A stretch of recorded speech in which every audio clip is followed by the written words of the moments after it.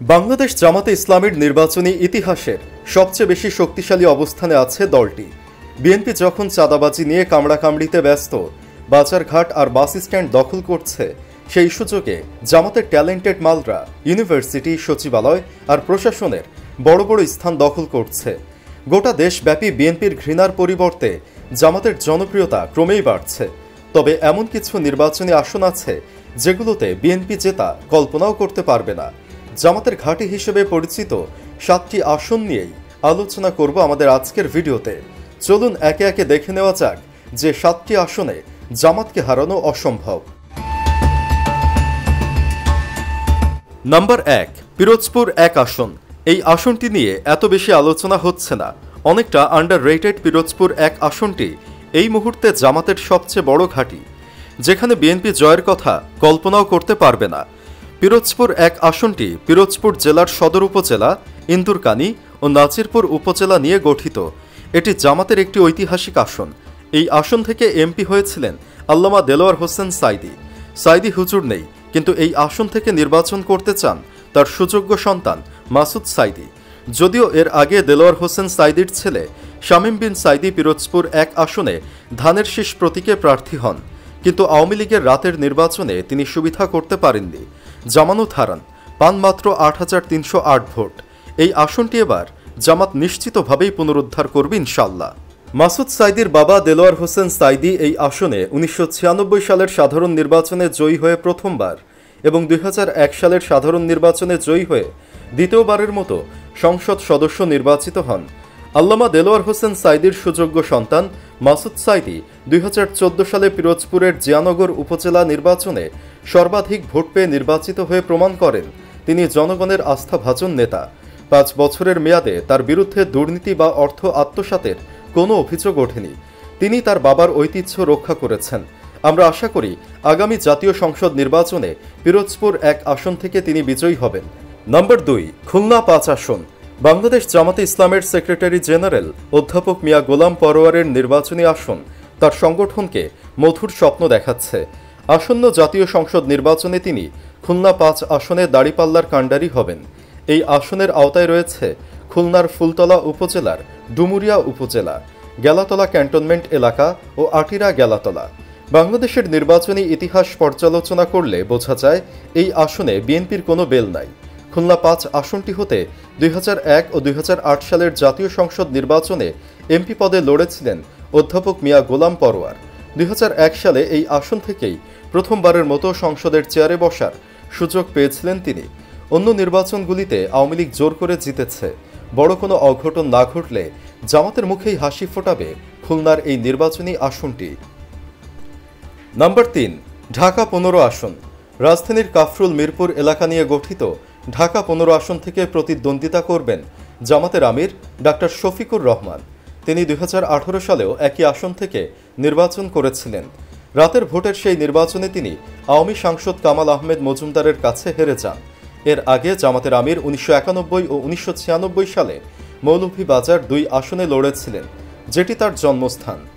তবে বর্তমান প্রেক্ষাপটের বিচারে ঢাকা 15 আসনটি যে জামাতের অন্যতম সহজ লক্ষ্য হতে চলেছে তা জলের মতো পরিষ্কার। সংগঠনটির প্রধান নেতা যেহেতু এই আসন থেকে নির্বাচনে লড়বেন, তাই বিএনপি কিংবা অন্য কোনো দলের প্রার্থীরা এখানে তেমন একটা পাত্তা পাবে না বললেই চলে।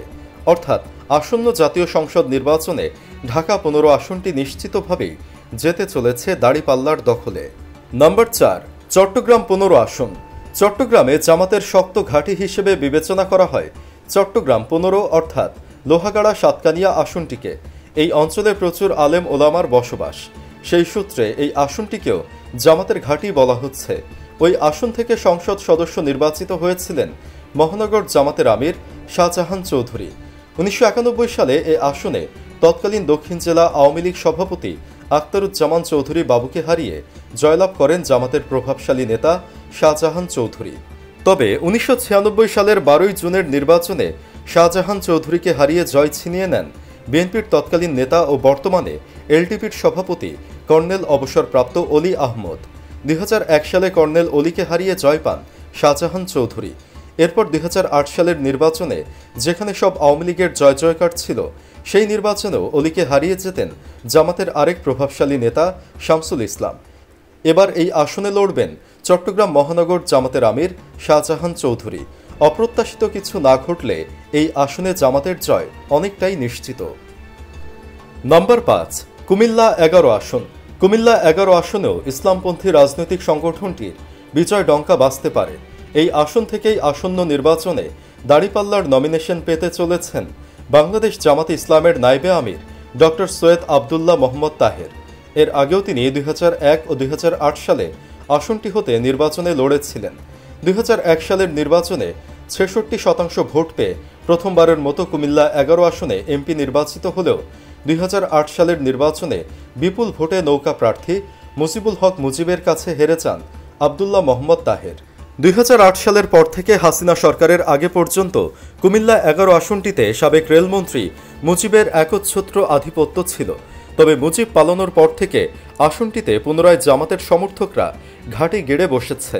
5 আগস্ট পরবর্তী সময়ে কুমিল্লা 11 আসনে জামাত শিবিরের বিভিন্ন মিটিং মিছিল শোডাউন দেখেই অনুমান করা যায় এই নির্বাচনী এলাকাটিতে বিপুল পরিমাণ ভোটে নির্বাচিত হতে চলেছেন জামাতের নায়েবে আমির সৈয়দ আবদুল্লাহ মোহাম্মদ তাহের।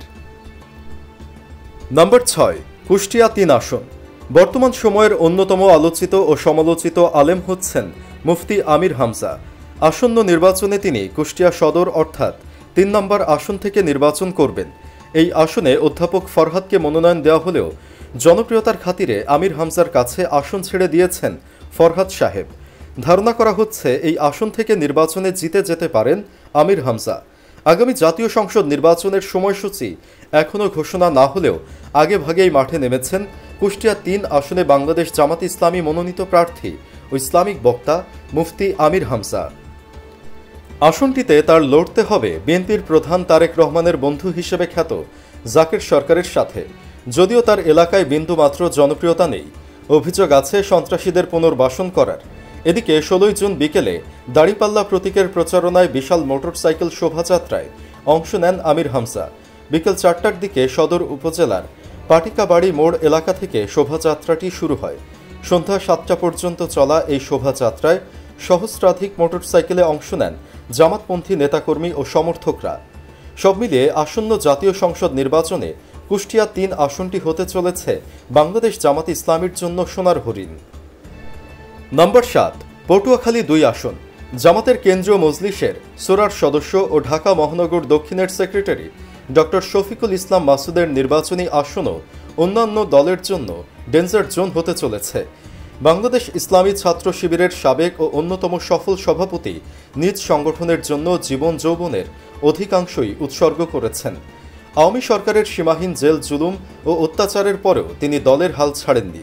আর এই কারণে জামাতের পাশাপাশি সাধারণ মানুষের মধ্যেও তার জনপ্রিয়তা ও গ্রহণযোগ্যতা অনেক বেশি। আসন্ন জাতীয় সংসদ নির্বাচনে তিনি পটুয়াখালী 2 আসন হতে নির্বাচন লড়তে আগ্রহী। এই আসনটি মূলত পটুয়াখালীর বাউফল উপজেলা নিয়ে গঠিত। আসনটির নির্বাচনী ইতিহাসে 8 বারই জয়ী হয়েছে আওয়ামী লীগের মনোনীত প্রার্থী, আর বিএনপি হতে এই আসনে সাংসদ নির্বাচিত হয়েছে মাত্র 2 বার। তাই পটুয়াখালীর 2 আসনটিতে যে বিএনপির মজবুত অবস্থান নেই তা অনেকটা পরিষ্কার। আর এই সুযোগকে কাজে লাগিয়ে আগামী জাতীয় সংসদ নির্বাচনে বাজিমাত করার অপেক্ষায় রয়েছেন বাউফলের ঘরের সন্তান ডক্টর শফিকুল ইসলাম মাসুদ। পটুয়াখালী 2 নির্বাচনী আসনটিতে তাকে চ্যালেঞ্জ জানানোর মতো কোনো হেভিওয়েট প্রার্থী আপাতত চোখে পড়েনি। তাই দীর্ঘ 4 মেয়াদে আওয়ামী লীগের দখলে থাকা গুরুত্বপূর্ণ এই আসনটিতে জামাতের বিজয় মোটামুটি নিশ্চিত। সুপ্রিয় দর্শক, আসন্ন নির্বাচনে আপনি কোন দলকে সমর্থন করবেন? কমেন্ট বক্সে জানিয়ে দিন আপনার পছন্দের দলের নাম। ভিডিও ভালো লাগলে লাইক দিন এবং শেয়ার করুন, আর অবশ্যই চ্যানেলটি সাবস্ক্রাইব করুন।